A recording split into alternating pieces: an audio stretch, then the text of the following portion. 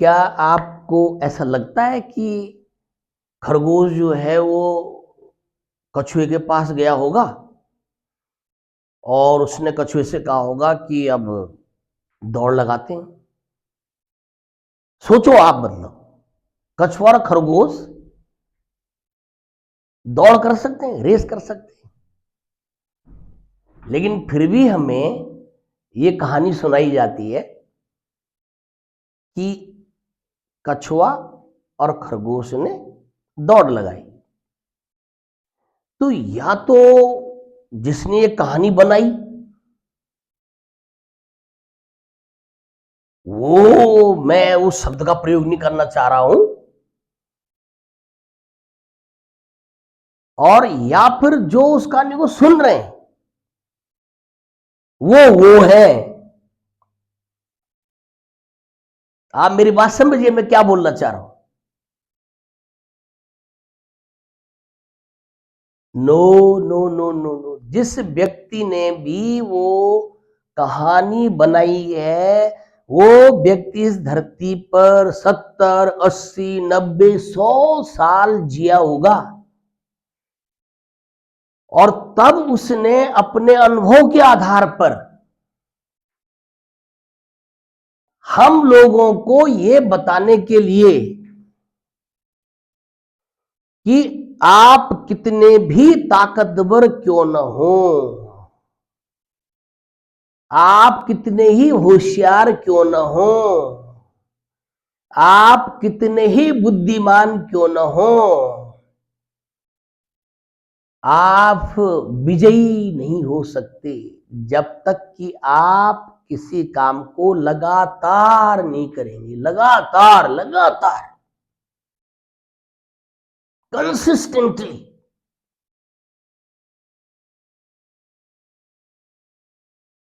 अब हुआ यूं कि ये जो कहानी है, ये जब बच्चा अपनी किशोरावस्था में आता है, ये जब व्यक्ति उम्र में काफी बड़ा हो जाता है, उन लोगों के लिए कहानी थी, उन लोगों के लिए एक प्रेरणा स्रोत था। लेकिन सरकार ने ये कहानी छोटे बच्चों को पकड़ा है, जिन बच्चों का मानसिक स्तर इतना होता है कि वो ये नहीं समझ पाते कि वास्तव में कछुआ खरगोश भागे होंगे या नहीं भागे होंगे। वो ये समझते हैं कि वो तो वास्तव में भागे होंगे, और जब तक वो उस अवस्था में आते हैं जब उन्हें उस कहानी के सार को समझ के अपने जीवन में इंप्लीमेंट करना चाहिए, तब तक वो उस कहानी को भूल जाते हैं।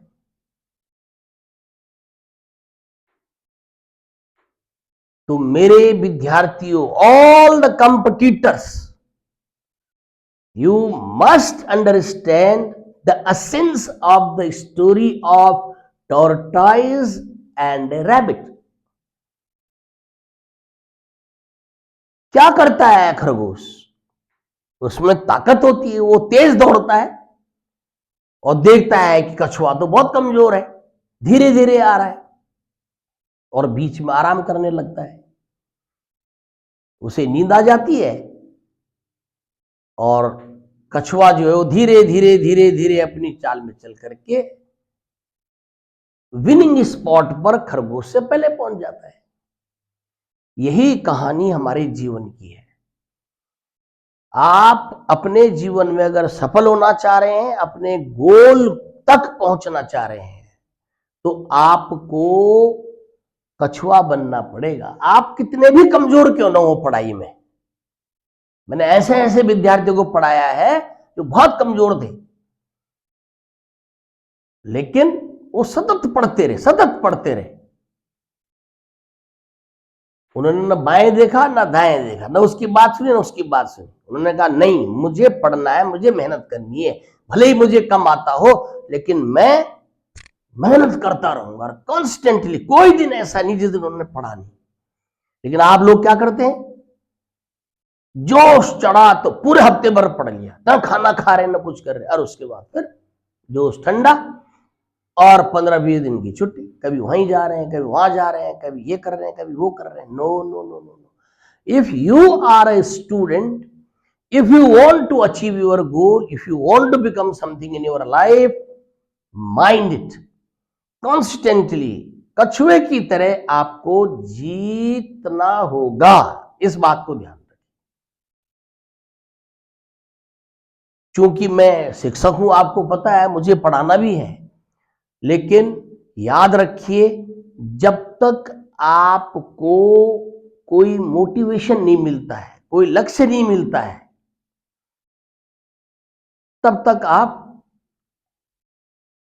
उस जज्बे के साथ पढ़ ही नहीं सकते, जो जज्बा वास्तव में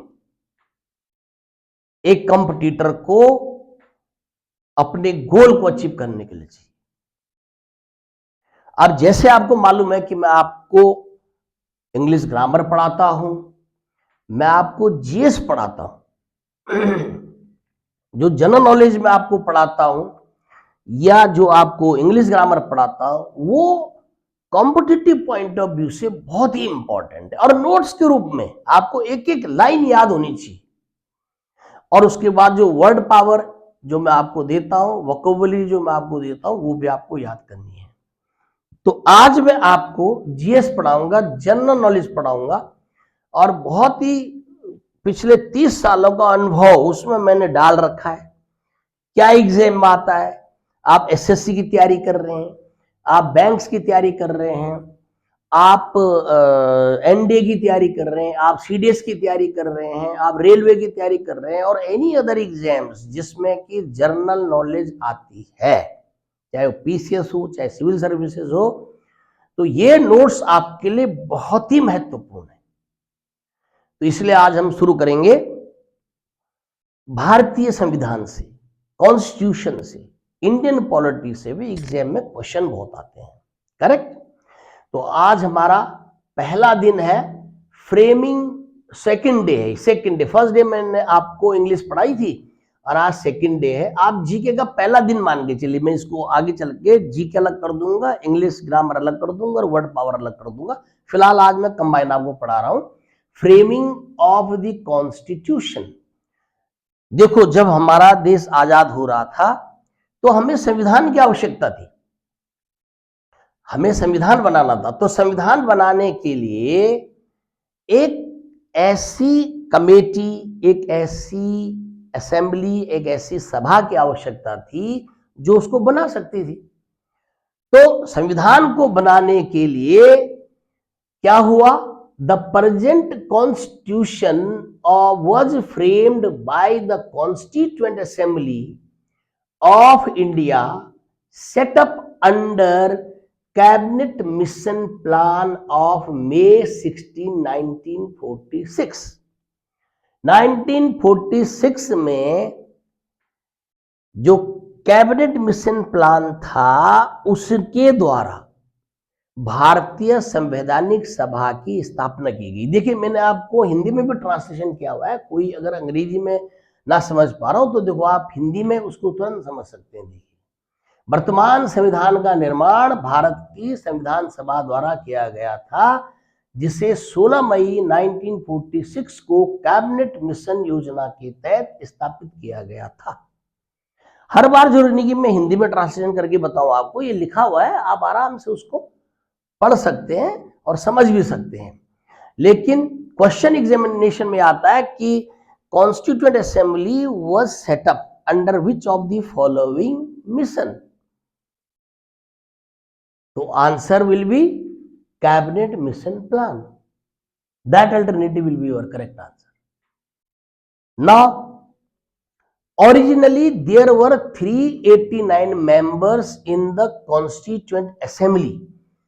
ओरिजिनली जो थे, जब भारतीय संवैधानिक सभा बनी तो उसमें 389 मेंबर्स थे। बट आफ्टर द पार्टीशन, आपको पता है कि भारत और पाकिस्तान अलग अलग हो गए थे। ये जब अनडिवाइडेड इंडिया में जब कॉन्स्टिट्यूएंट असेंबली बनी थी तो उसमें 389 मेंबर्स थे। The assembly of India had 299 members. अब जब पार्टीशन हो गया तो तब भारतीय संवैधानिक सभा में 299 मेंबर रह गए, बाकी सब पाकिस्तान में चले गए। I think you must have understood. Note, on June 3rd, 1947, Lord Mountbatten, the Governor General of India, announced the setting up of a separate Constituent Assembly for Pakistan. Pakistan के लिए एक सेपरेट कॉन्स्टिट्यूएंट असेंबली बनाई गई और वो कब अनाउंस की गई? 3 जून 1947 को लॉर्ड माउंटबेटन ने उसको अलग कर दिया। I think there should not be any problem. Hindi में भी आप इसको समझिए और इंग्लिश में मैंने आपको इसको समझा रहा हूं। बहुत ही सिंपल है। ओरिजिनली कितने मेंबर कॉन्स्टिट्यूएंट असेंबली में थे और कितने बाद में रह गए थे। Now next point, the first meeting of the constituent assembly took place on December 9, 1946 in the Constitution Hall, now the Central Hall of Parliament in New Delhi। Constitution hall था उस समय, वहां दिल्ली में मीटिंग हुई थी पहली 9 दिसंबर 1946 को। क्वेश्चन आता है एग्जामिनेशन में, when did the constituent assembly meet for the first time, और डेट सही आता है, इसलिए आपको डेट भी ध्यान रखनी है कि 9 दिसंबर 1946। ऐसा कम आता है कि किस हॉल में हुई थी या कहां पर हुई थी, और यह भी आ सकता है कि निम्न में से कौन से स्थान पर पहली कॉन्स्टिट्यूएंट असेंबली की मीटिंग हुई थी, तो आपका आंसर नई दिल्ली होना चाहिए। करेक्ट। तो और लेकिन ज्यादातर मैंने देखा है कि वो डेट सही आता है कि in which of the following date did the constituent assembly meet for the first time. तो ये क्वेश्चन आपको याद रखना है, देखो बिल्कुल नोट्स के रूप में और क्वेश्चन के रूप में आपको मैंने बता रखा है। अब देखिए, when the constituent assembly first met on December 9, जब कॉन्स्टिट्यूएंट असेंबली पहली बार दिसंबर 9, 1946 को मिली, तो J B Kripalani then Congress president, J B Kripalani उस समय कांग्रेस के अध्यक्ष थे। करेक्ट। प्रपोज्ड द, उन्होंने प्रपोज किया, क्या प्रपोज किया? Propose the name of doctor Sachchidananda Sinha, the oldest member of the assembly. Sachchidananda Sinha का नाम उन्होंने प्रपोज किया, वो सबसे वयोवृद्ध सदस्य थे कॉन्स्टिट्यूएंट असेंबली के, for the post of the provisional president of the assembly, कि उनको अस्थायी प्रोविजनल प्रेसिडेंट जो है वो कॉन्स्टिट्यूएंट असेंबली का बनाया गया, उनको सम्मान देते हुए कि वो सबसे वृद्ध थे। Doctor Sinha became, therefore doctor Sinha became the first president of the constituent assembly, इसलिए सबसे पहले प्रेसिडेंट जो है वो डॉक्टर सिन्हा भारतीय कॉन्स्टिट्यूएंट असेंबली के बने। I think there should not be any problem. बिल्कुल हिंदी में मैंने लिखा हुआ है, जब संविधान सभा पहली बार 9 दिसंबर 1946 को मिली, उस समय कांग्रेस अध्यक्ष जेबी कृपलानी ने सभा के सबसे वृद्ध सदस्य डॉक्टर सच्चिदानंद सिन्हा का नाम अस्थायी अध्यक्ष के पद के लिए प्रस्तावित किया और डॉक्टर सिन्हा संविधान सभा के पहले अध्यक्ष बने। I think there should not be any problem. अब now come to next, doctor Rajendra Prasad was elected its first permanent president on December 11, 1946। Doctor Rajendra Prasad was elected, अब डॉक्टर राजेंद्र प्रसाद इलेक्ट हुए, उनको तो सर्वसम्मति से मान लिया था कि ये हमारे अध्यक्ष बनेंगे, लेकिन डॉक्टर राजेंद्र प्रसाद के लिए इलेक्शन हुआ और वो पहले परमानेंट प्रेसिडेंट ऑन December 11, केवल 2 दिन बाद, देखिए 2 दिन तक कॉन्स्टिट्यूएंट असेंबली के अध्यक्ष कौन रहे, प्रेसिडेंट कौन रहे, डॉक्टर सच्चिदानंद सिन्हा। लेकिन 11 दिसंबर 1946 को जो है राजेंद्र प्रसाद परमानेंट मेंबर बन गए and thus became the first permanent president of the constituent assembly. Constituent assembly के वो पहले परमानेंट अध्यक्ष बने। अब बात समझने की है, अगर क्वेश्चन ये आया, डोंट गेट कंफ्यूज, अगर क्वेश्चन ये आया कि भारतीय कॉन्स्टिट्यूएंट असेंबली के पहले प्रेसिडेंट कौन थे, तो आपका आंसर होना चाहिए डॉक्टर सच्चिदानंद सिन्हा। अगर ये क्वेश्चन आए कि पहले परमानेंट प्रेसिडेंट कौन थे, तो डॉक्टर राजेंद्र प्रसाद, करेक्ट। अब चूंकि स्वास्थ्य डॉक्टर सच्चिदानंद सिन्हा का सही नहीं था, उन्होंने स्वयं अपने पद को त्याग दिया कि मेरे बस की नहीं है, क्योंकि बहुत वृद्ध हो चुके थे, और उनको सम्मान देने के लिए अध्यक्ष बनाया गया था। तो 2 दिन तक वो अध्यक्ष रहे, फिर 11 तारीख को जो है इलेक्शन हुआ और डॉक्टर राजेंद्र प्रसाद परमानेंट प्रेसिडेंट कॉन्स्टिट्यूएंट असेंबली के बन गए। अब क्वेश्चन 3 प्रकार से आता है। एक तो ये कि पहले प्रेसिडेंट कौन थे, तो डॉक्टर सच्चिदानंद सिन्हा। पहले परमानेंट प्रेसिडेंट कौन थे, तो डॉक्टर राजेंद्र प्रसाद। और अगर केवल ये आ जाए कि भारतीय संविधान सभा की कॉन्स्टिट्यूएंट असेंबली के अध्यक्ष कौन थे, फिर भी है ना पहला, न परमानेंट और न प्रोविजनल, फिर भी आएगी कौन थे, तो तब डॉक्टर राजेंद्र प्रसाद ही आंसर होगा, क्योंकि वही लंबे समय तक रहे थे। तो now have you understood? Yes, इस बात को पक्का ध्यान रखिए। अब now next, the drafting committee had 7 members with doctor B R Ambedkar as chairman. बहुत सारी कमेटीज थी, संविधान सभा को ने जो है संविधान को बनाने के अलग अलग कमेटी की स्थापना की थी। कोई झंडा कमेटी थी, झंडे के ऊपर डिस्कशन करे, कोई और दूसरी कमेटी थी, वो मैं किसी दिन डिटेल में बताऊंगा आपको। फिलहाल जो इंपॉर्टेंट है और जो exactly competitive examination point of view से इंपॉर्टेंट है, मैं वही आपको ज्यादा बता रहा हूँ, क्योंकि बहुत विस्तृत में जाएंगे तो दिक्कत होगी आपको भी और समझने में भी। अब the drafting committee had 7 member, drafting committee में 7 मेंबर थी। सबसे इंपॉर्टेंट कमेटी थी जिन्होंने संविधान का निर्माण किया था, लास्ट में सब कुछ उन्होंने लिखा। और उसके चेयरमैन थे doctor B R Ambedkar. Doctor B R Ambedkar उसके क्या थे, चेयरपर्सन थे, करेक्ट। और मेंबर्स कौन थे देखिए, अलादी कृष्ण स्वामी अय्यर, एक साथ मिला हुआ है, कृष्ण स्वामी अय्यर, यहां पे कॉमन हो जाए, N Gopalaswami Iyengar.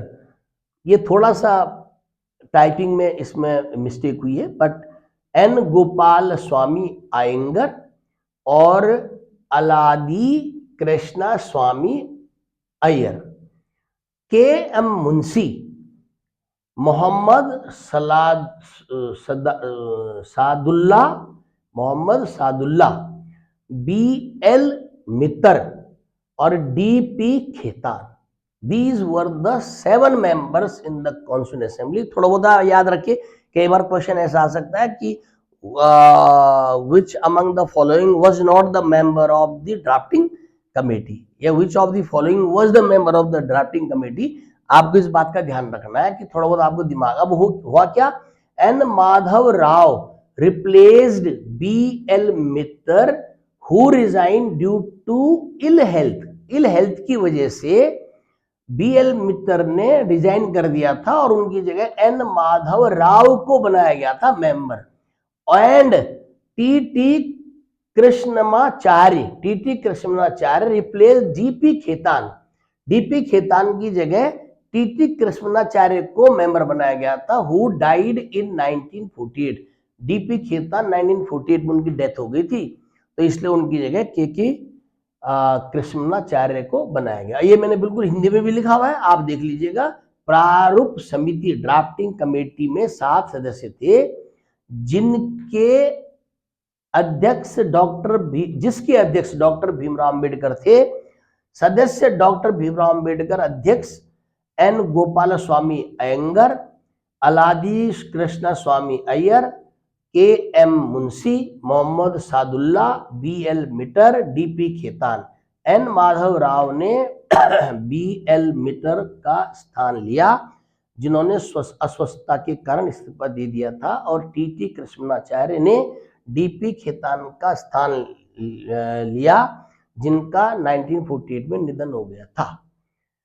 I think everything should be clear.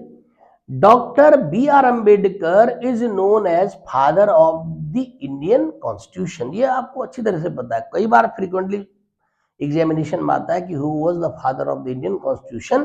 तो doctor B R Ambedkar, Bhimrao Ambedkar को भारतीय संविधान का जनक के रूप में जाना जाता है। B N Rau, Benegal Narsing Rau, full name, a जज of the Calcutta high court, Calcutta high court के जज थे, was the constitutional advisor of the constituent assembly। Constituent assembly के कॉन्स्टिट्यूशनल एडवाइजर जो थे वो बी एन राव थे, बी एन राव, बेनेगल राव, जो कलकत्ता हाई कोर्ट के न्यायाधीश थे पहले, और उन्हें संविधान सभा का संवैधानिक सलाहकार बनाया गया था। क्वेश्चन भी आ सकता है, which of the following was the constitutional advisor of the constituent assembly? तो B N Rao will be the answer. Now the idea to have a constitution was given by M.N. Roy। सबसे पहले कि भारत का एक संविधान होना चाहिए, इसका आइडिया जो है वो बी एन रॉय ने दिया था, correct. We adopted our constitution on November 26, 1949। हमने अपने संविधान को जो है 26 नवंबर 1949 को अपनाया था। It took 2 years, 11 months and 18 days in its completion and then became the lengthiest written constitution in the world। ये जो है 2 साल 11 महीने और 18 दिन लगे थे इस संविधान को लिखने के लिए, और फिर ये पूरी दुनिया का सबसे लिखित लंबा संविधान है। क्वेश्चन आ सकता है, which of the following is the lengthiest written constitution in the world? तो इंडियन कॉन्स्टिट्यूशन है, correct. And when did India adopt the constitution of India? बहुत सारे बच्चे इसमें गलती करते हैं, वो कहते हैं कि शायद 26 जनवरी 1950 को हमने भारतीय संविधान अपनाया था। नो नो नो नो, हमने जो है वो 26 नवंबर 1949 को संविधान को अपनाया था। ये बात ध्यान रखने की है, करेक्ट। यस, 26 नवंबर 1949 अब अपनाने में, और 26 जनवरी को फोर्स में आया था कॉन्स्टिट्यूशन। अपनाना क्या होता? मान लीजिए मैं बाजार गया और मैंने एक वहां से शर्ट खरीदी 26 नवंबर को, करेक्ट, और लाके मैंने उस दिन अपना ली, खरीद ली, तो वो मेरी हो गई। उसके बाद मैंने वो बक्से में रख दी, करेक्ट, और फिर मैंने उसको जो है 26 जनवरी को पहना। इसका मतलब उस दिन वो जो है क्या हुआ, उस दिन वो कमीज फोर्स में आ गई, मैंने उसको पहनना शुरू कर दिया, काम शुरू हो गया उसमें। तो बिल्कुल सेम है कि हमने एडॉप्ट तो 26 नवंबर को कर दिया था, तो एडॉप्ट अगर आएगा, अपनाया, एडॉप्ट किया, तो 26 नवंबर 1949 आपका आंसर होना चाहिए। और अगर कब लागू हुआ, तो 26 जनवरी 1950। इस बात का ध्यान रखिए। नहीं, इसमें मैं, हाँ, डॉक्टर, अच्छा ये तो दैट इज, फिर मैं पीछे चला गया।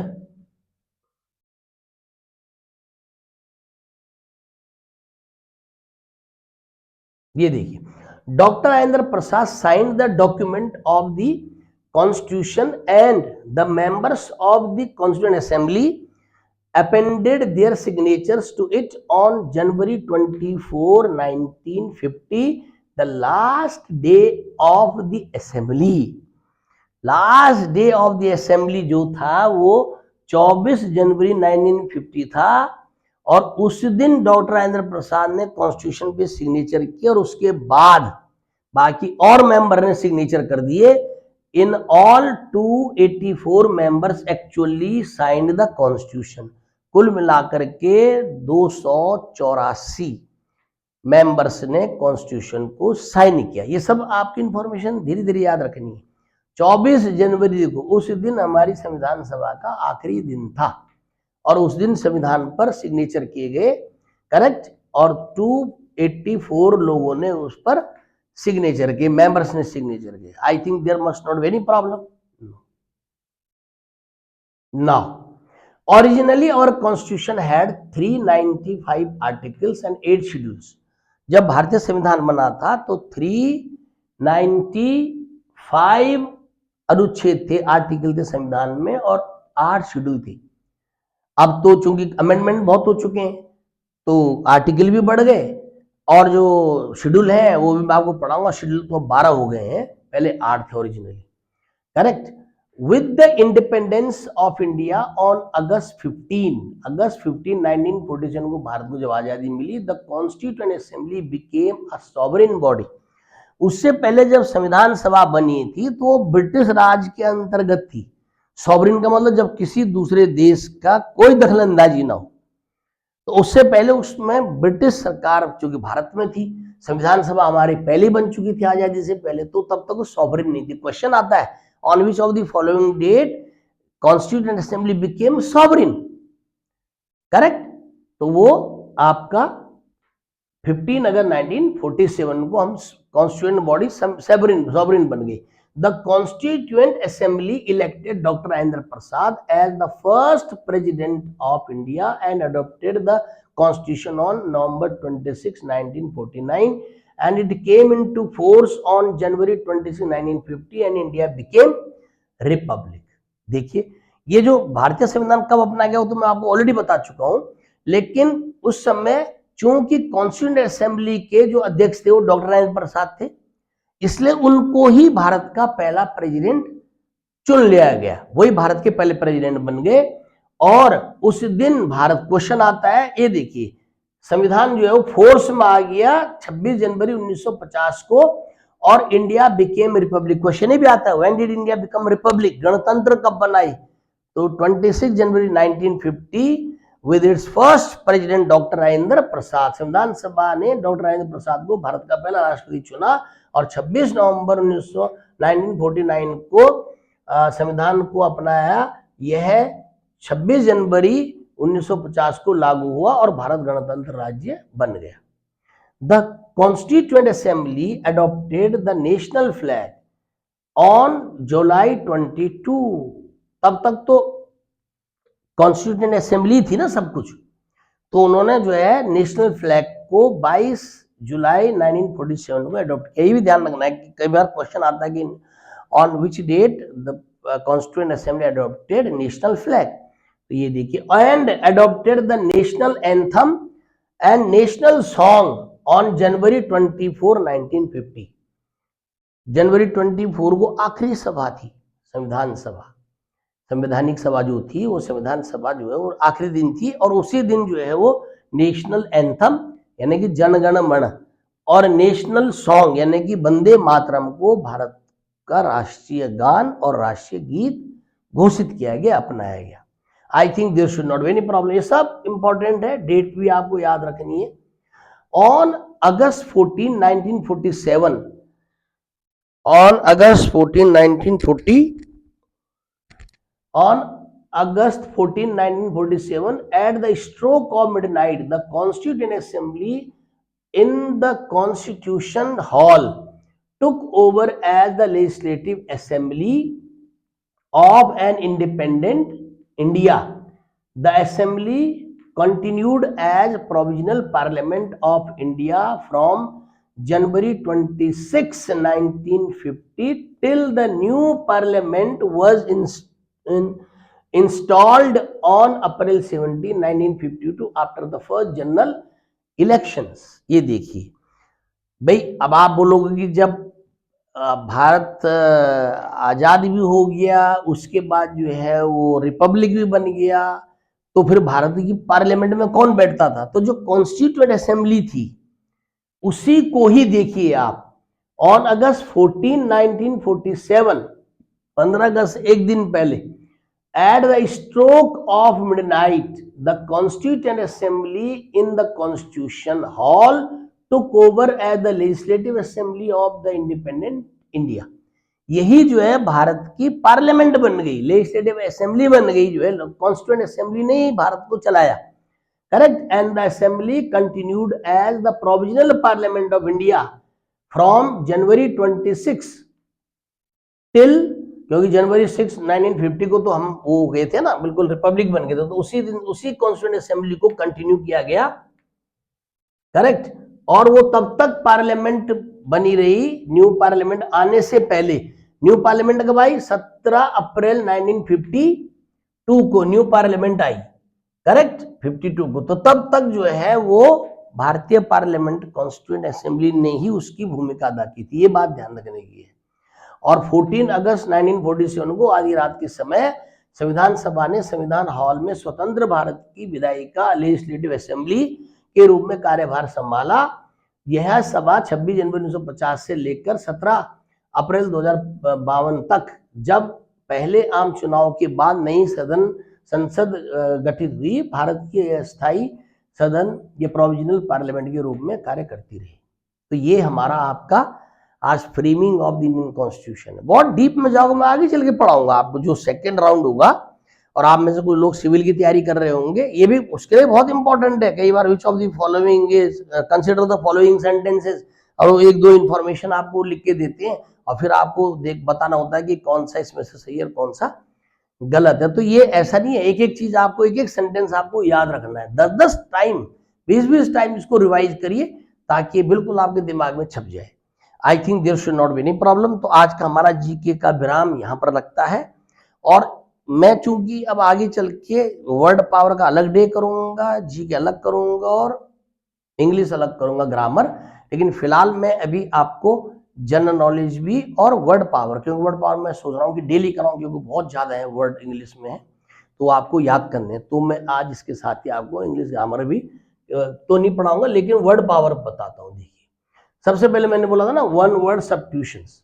वन वर्ड सब्स्टिट्यूशन जब पूरे एक सेंटेंस के लिए और एक शब्द आता है तो उसको हम वन वर्ड सब्स्टिट्यूशन बोलते हैं। इसमें देखिए, गवर्नमेंट बाय द ऑल, इसको बोलते हैं पेंटिसाक्रेसी।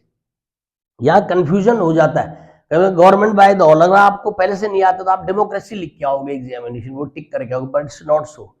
सर्वतंत्र, government by the all, pantisocracy. Government by the people, of the people and for the people, it is called democracy. ये डेमोक्रेसी है, यानी कि लोगों के द्वारा सरकार, लोगों की सरकार, लोगों के लिए सरकार, डेमोक्रेसी। और गवर्नमेंट बाय द गॉड्स, ये हो गए थियाकी। ओरिजिनल वर्ड इसके लिए थियाकी है, जब भगवान के द्वारा सरकार चलाई जाती है, यानी कि भगवान के जो रिप्रेजेंटेटिव हैं, चाहे पोप हो या कोई और व्यक्ति हो, जैसे आप Vatican city, smallest country in the world, तो वहां पर क्या है, थियाकी, यानी कि थियोक्रेसी है, थियाकी है, करेक्ट। तो वो चूंकि उस वेटिकन सिटी का जो हेड है वो पोप है, तो पोप के द्वारा या धार्मिक नियम कानूनों के द्वारा वहां पर सरकार चलाई जाती है।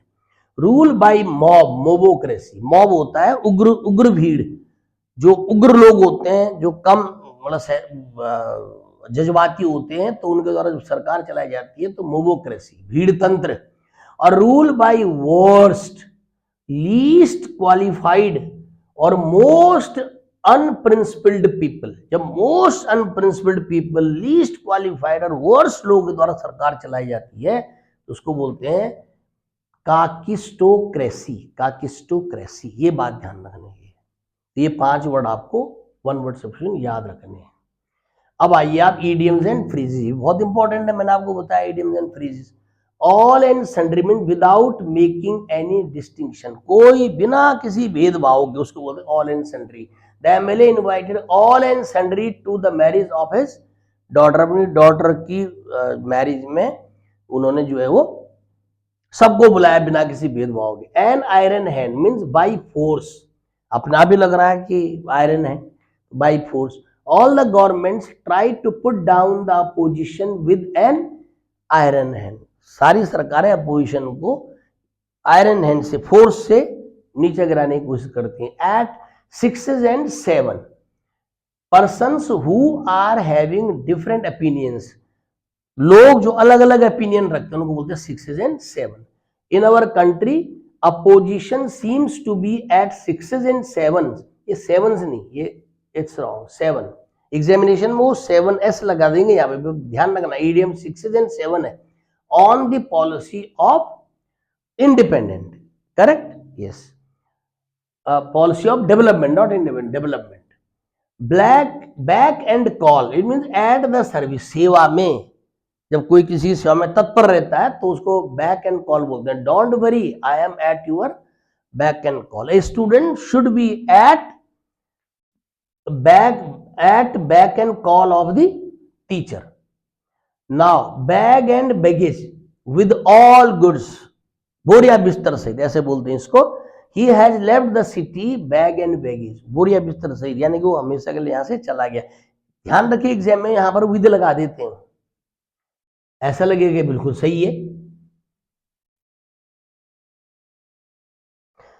ये विद, वो कहेगा ही he has left the city with bag and baggage, wrong, ये नहीं होगा, विद हटाना है तब सेंटेंस सही होता है, तो कई बार एग्जामिनेशन में ऐसा आता है।